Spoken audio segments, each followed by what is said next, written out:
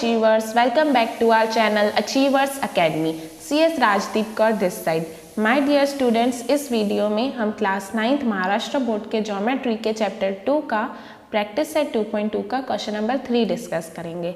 लेकिन उससे पहले मैं आपको बता दूं, अगर आपने टेस्ट फॉर पैरेलल लाइंस नहीं पढ़ा है तो डिस्क्रिप्शन में उसकी लिंक है, पहले आप उसको अच्छे से समझ लीजिए, तभी आपको ये क्वेश्चंस समझेंगे. अब यहाँ पर एक और बात ध्यान देने वाली ये है कि ज्योमेट्री के क्वेश्चंस को अगर आपको अच्छे से सॉल्व करना है, अपने दिमाग में अच्छे से बिठाना है, तो मैं एक एक लाइन जो बोलूँगी आपको ध्यान से सुननी है और उसको अच्छे से समझना है, क्योंकि एक भी लाइन अगर आपकी मिस हो जाती है तो हम कंक्लूजन पर कैसे पहुँचे आपको नहीं समझेगा, क्योंकि यहाँ पे हर स्टेप की एक दूसरे से लिंक होती है. ओके, तो आपको ध्यान से सुनना है. Question number 3, in figure angle A is congruent to angle B. मतलब A और B क्या है? इक्वल. X और Y भी इक्वल है. Then prove that line L is parallel to N.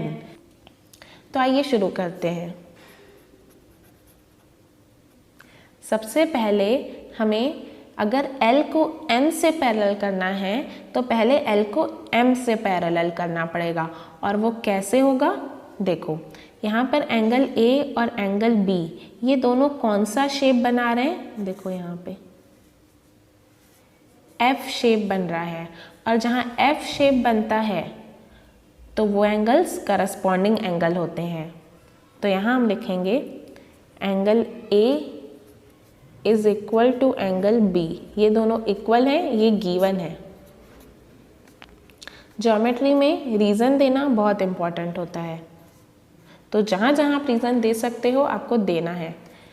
Angle A और B और क्या है? करस्पॉन्डिंग भी हैं, and angle A and B are corresponding angles.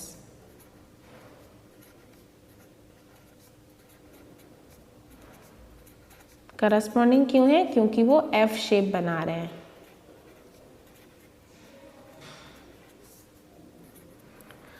अब करस्पॉन्डिंग एंगल टेस्ट कि मैंने आपको दो कंडीशन बताई थी.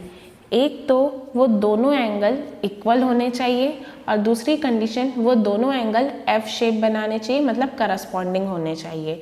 तो यहाँ पर ये दोनों ही बातें प्रूव हो चुकी हैं, और अगर ये दोनों बातें सही हैं तो इसका मतलब इनसे बनने वाली लाइंस क्या हो जाएगी? पैरेलल. तो यहाँ से L और M ये दोनों लाइन क्या हो जाएगी? पैरेलल.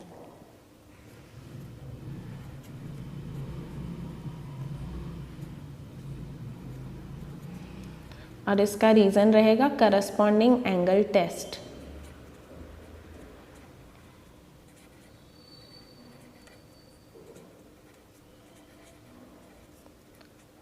अब उसके बाद M को N से पैरेलल करेंगे. कैसे? देखो, यहाँ पर आपको X और Y के बीच में क्या रिलेशन दिख रहा है? देखो, X और Y Z शेप बना रहे हैं.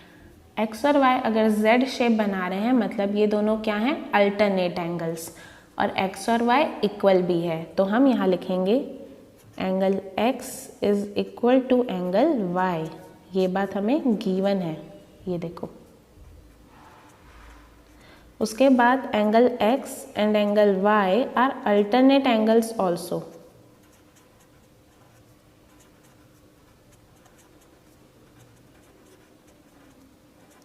अब ये इक्वल भी हैं और अल्टरनेट एंगल्स भी हैं. अगर ये दोनों बातें प्रूव हो जाती हैं तो उनसे बनने वाली लाइन पैरेलल हो जाती है.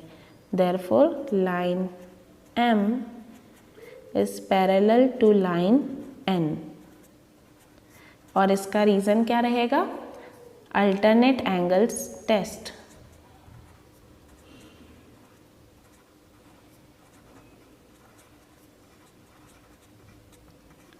अब यहाँ पर आपको ध्यान देना है, लाइन L जो है वो M से पैरेलल है और M जो है वो N से पैरेलल है.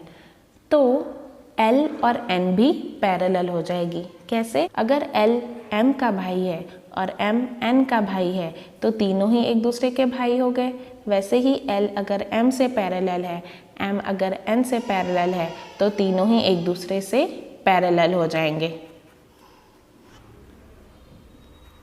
लाइन N, ये तीनों ही एक दूसरे से पैरेलल हो जाएंगे.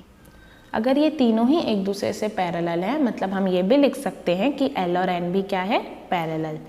Therefore line L is parallel to line N। यहाँ पर हम इसको नंबर 1 दे देंगे और यहाँ इसको नंबर 2 दे देंगे। ये वाली लाइन हम क्यों लिख पाए, क्योंकि हमने इन दोनों को देखा, तो हम यहाँ लिखेंगे फ्रॉम 1 and 2। यहाँ हमारा ये क्वेश्चन ख़त्म हुआ।